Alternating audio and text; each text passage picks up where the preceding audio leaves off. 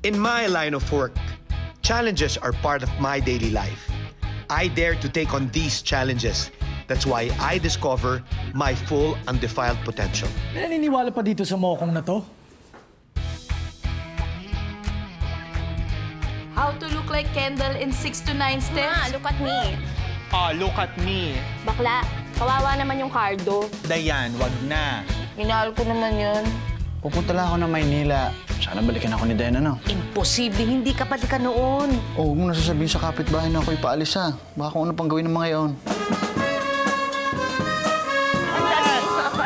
Oh, yeah! Yeah! Nabis ko kayo, ah! Mga plastic! I'm an English tutor, specializing in call center accent. Oh, galing mo naman.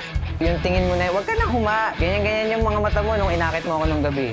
Gusto mo pa ng isang round. Buntis ako.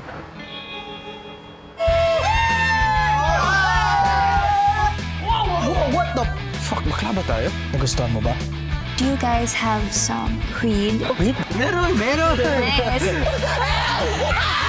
Sorry! Sir! Oh, this is the big leagues, boy! Kuya, I'm depressed. Are you rich? Walang depress-depress sa atin, ulol. Para tol, iiwasan mo na lang ba ako? I am straight. May girlfriend ako. I love you, Sap. I don't think naging tayo, Dayan. Blessing yan. Pag-isipan mo munang mabuti bago ka magdesisyon. Katawan ko, desisyon ko. Oo, naintindihan ko magulo tong mundong to. Maingay, masikip, nakakairita. Hayaan mo siyang humawak ng buhay niyo, hindi ikaw yung nagdidesisyon. You know what, first, speak to me in English.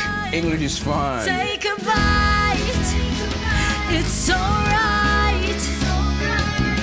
Taste the taste that sent our mothers giggling in sheer delight. Take a bite. It's alright. A little loving and some fruit to bake. Life is a piece of